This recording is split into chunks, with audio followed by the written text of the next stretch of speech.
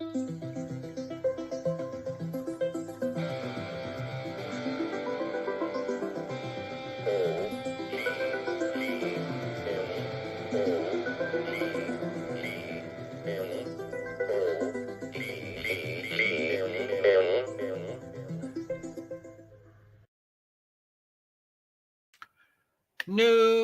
glorious news. We're anxious to hear it. We come for the singing. Everything else we're not really clear on. It's Monday, and that means it's time to open up our guidebooks, take out our sextant, and take a look at all the tabletop role-playing game news stories that might shape the turbulence cascades that is the role-playing community. What controversy are we upset about this week? What stupid things has Wizards of the Coast done? Is there anything else actually going on in the hobby worth talking about? It's Monday, so let's take a look at those stories. So first and foremost, our good friend Eric Tankar seems to be in the process of making his very own new game. This is called, I just saw it and now it went away. Because comptometers. This is called Blades and Sorcery. He's working on it. I don't know if it's available yet. I just checked his site to see if there was a link to it. And there isn't. He's got his usual links. It says looking to support the Tavern, Drive-Thru link, Humble Bumble link, Amazon link, join the channel. But there's nothing about this game. But anyways, it looks like he's working on a game called Blades and Sorcery. You know, I'm happy to verbally support Eric and tell people about it, but I'm not going to buy it because it's another game I don't need that I'm never going to play. But good luck, Eric. Tell you what, you buy my merch and I'll buy yours, or you send me a copy to review and I'll send you a copy of mine to review. Speaking of people making games, RPG Pundit has a new game out called Baptism by Fire on Drive-Thru. I know, ironic. On Drive-Thru, and it's the #1 seller. It's another D20 fantasy game from the brilliant mind of RPG Pundit, and then we know Pundit writes great stuff. It's another one, you know, as much as I want to support Pundit and his work, I'm like, you know, if you want to buy mine, I'll buy yours, I guess is the only thing to say. Send me a copy to review and I'll review yours. Otherwise, it's just another game I'll never play, and I'm really not in the financial position to just buy games for the heck of buying them. I'm sorry. I know that makes me sort of an anti-gamer, but, you know, I've got games that I'm looking at now going, maybe it's time to sell these because it doesn't look like I'm ever actually going to use them. You know, I get whatever, except for the ones that are close to my heart that I'll never get rid of, like my, you know, Tales from the Loop. I know I'm never going to play it. I'm never going to run it, but I just love it so much. I can't get rid of it. Or my Heroes Unlimited, you know? So there we go. There's that news. Now moving on to our favorite part of the day, Wizards of the Coast news. As you know, last week we found out that Wizards of the Coast is once again rewriting their lore and their history, rewriting their own history as well as our perception of their history and the lore. And I made a video about it, and I received way more negativity about the video than I ever expected in a Wizards of the Coast video, which sadly means more and more people are forgetting what Wizards of the Coast did in 2023 and are willing to defend them. How dare you make a video about Wizards of the Coast saying something stupid? It's theirs. They can do whatever they want. I seem to recall saying that several times about Wizards of the Coast and Dungeons and Dragons, and you people went after me. Like, you know, people were complaining about Wizards of the Coast in 2015, 2020, and I'm like, look, Dungeons and Dragons is theirs. They can do whatever they want. You don't have to play it. And oh my God, from A to Z, people went after me. How dare I say Dungeons and Dragons belongs to Wizards of the Coast? They can do whatever they want with it. It's my game. They can't mess up my game. Well, now a bunch of the same people are coming saying, hey, Wizards of the Coast can do whatever they want with Dungeons and Dragons, and it's okay. How dare you say otherwise? Wow, how the tide have turned. I guess you've all just sort of forgotten that Wizards of the Coast is the same company that sent Pinkerton detectives to terrorize a woman and her 2 children over magic cards. And people are like, "Oh, look, hey, how many games are coming on to D&D Beyond? Even Matt Colville is going to be available on D&D Beyond now. That's a good thing. All these companies that are agreeing to the new SRD. The new SRD is new. Wizards of the Coast has said it's new. It's not the same SRD, which means everything that's in the 5.0 SRD, they can change. And if you don't think Wizards of the Coast and Hasbro is going, hey, you know how people tried to bankrupt us a year ago? And now all of them are wanting to join us? Yeah, let's get them. So, yeah. Vecna, of course, is the big thing. They are really hitching their wagons to hoping that the Vecna storyline is going to carry them into 2025 with some positive energy. Almost every video I have seen about the Vecna Eye of Ruin is how to change it, how to make it better, how to make it different, how to make it fit into your D&D game, how to make it quicker. Doesn't give me a lot of confidence if the people that have picked it up are already talking about how to change it, fix it, make it better, make it quicker, rewrite it. In return, I would just say, hey, Scott McClintock's Doom Forgotten Realms is still available on DM's Guild, relatively inexpensive. You could just pick that up and tell your own Vecna Forgotten Realms universe story. Or you could go all the way back to Vecna Die, which is also still out there and available. And you could just take that one and just update it to whatever. And it's probably as good or better than Eve of Ruin. Speaking of old stuff and the ever changing question in regards to the new SRD Creative Commons and the stuff that Wizards of the Coast made prior to 2014, the 4th edition stuff, 3rd edition stuff, et cetera, et cetera, et cetera. Wizards of the Coast claims that the new stuff would be under the new SRD. Didn't happen. Now they're once again claiming that the old stuff will be under the new SRD, just not yet.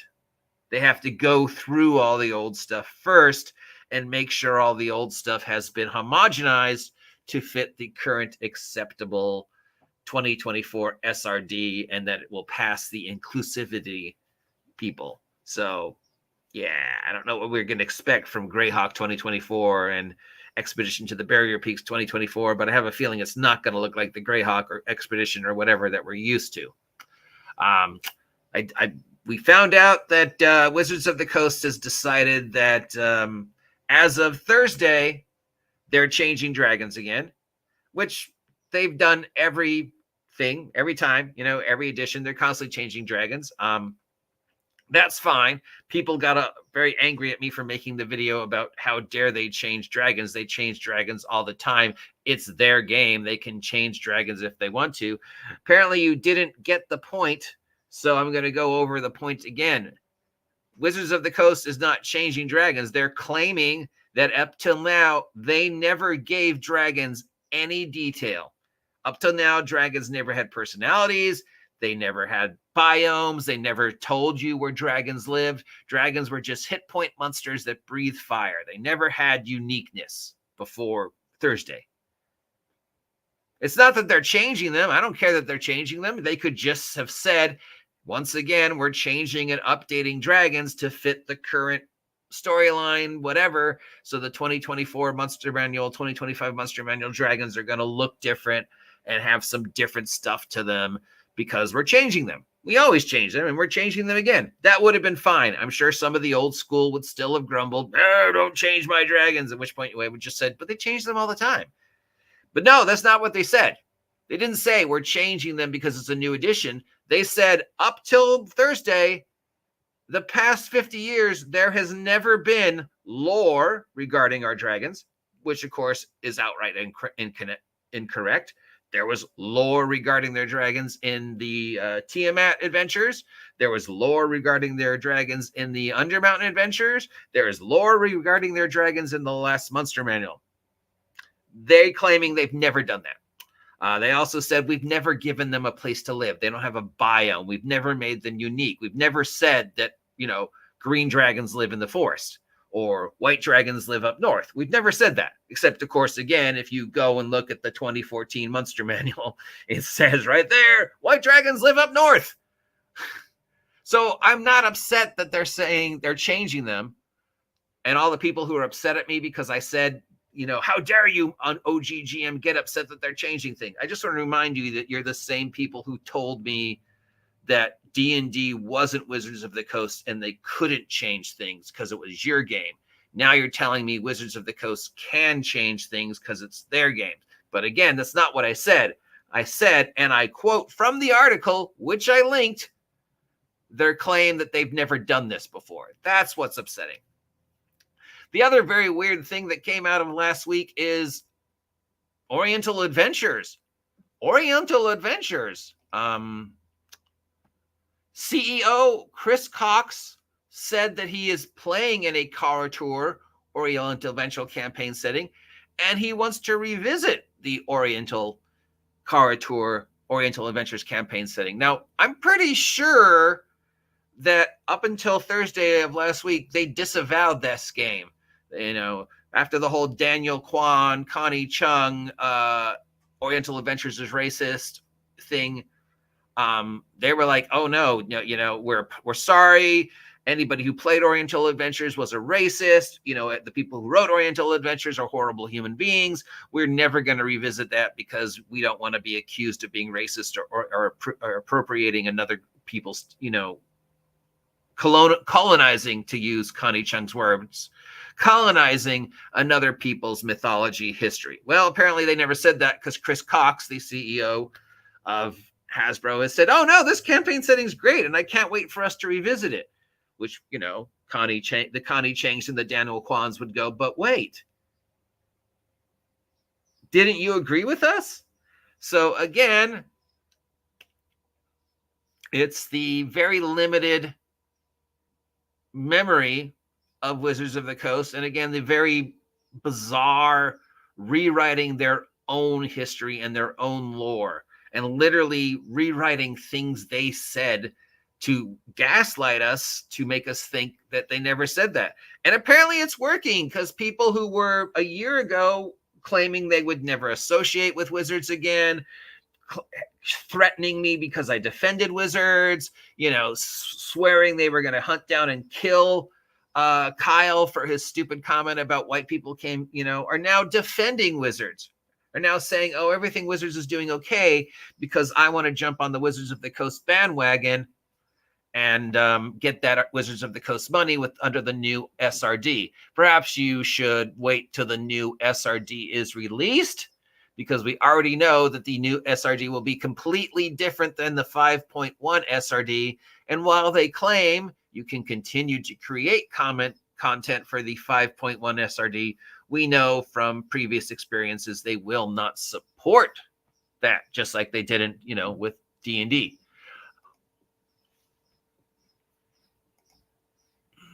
Come to Arduin. Yes, just join me in RPG Grandma and supporting the Arduin Quickstarter when it starts in July. Yeah, I'm saving my money for that one. And while that be a game I may never play, I don't know. I might actually run Arduin, or just use the Arduin stuff as an expansion to what I'm already running, because I'm already running a D20 Gonzo fantasy game that I started the other day with RPG Grandma. So yeah. And then they announced this. This is a book that they have coming out that just sort of gives you a general guide to all the worlds that we think might be part of 2024 D&D. Of course, they told us they weren't producing any more books for 2024 other than the ones we already knew about. But this is Wizards of the Coast, again, so they can rewrite their own histories. What's weird about this one is what is included and what is missing. And the fact that apparently Wizards of the Coast still does not know that the world was called Kryn and the book was called the Dragonlance Saga. The world was called Kryn. The book was the Dragonlance Saga. It was part of the history of Kryn. Margaret and Tracy wrote other books that were set in Kryn. Some of them had to do with the Dragonlance storyline. Others were completely independent and had different names. The world is Kryn, but Wizards of the Coast still refers to it in their books as, oh, here's our list of worlds. Greyhawk, Dragonlance, Eberron. No! It's Kryn! It's Kryn! At least acknowledge it. So what was interesting about this one is not the worlds that they're including, it was the worlds that they're missing. So we're going to have their new homogenized Greyhawk in there. But Eberron, and we're going to have some weird version of Eberron, which is weird because I thought Keith sold off control of Eberron to a different company, but I guess Wizards still owns a chunk of Eberron. I never really understood that. Keith obviously handled his ownership of Eberron very well. But they're not doing Ravenloft. They're doing the Shadowfell, but they're not doing the Magic the Gathering worlds like Ravenica. So either we're going to get a second one of these later on, or those worlds are no longer part of 2024 D&D, which is part of 2024 D&D, at least in the Dungeon Master's Guide, is a brand new version of Greyhawk. And I think this is definitely them attempting to try and get some of the older people to appreciate them again, or at least acknowledge that, hey, there is a history that predates 2014, despite the fact that we keep telling you there isn't. Except they've already said to us several times this year that Greyhawk will not pass the inclusivity, sensitivity ratings of today. So whatever we see will be on a homogenized version because, they hate Gygax and don't want to acknowledge him. Or you could just ignore everything I said and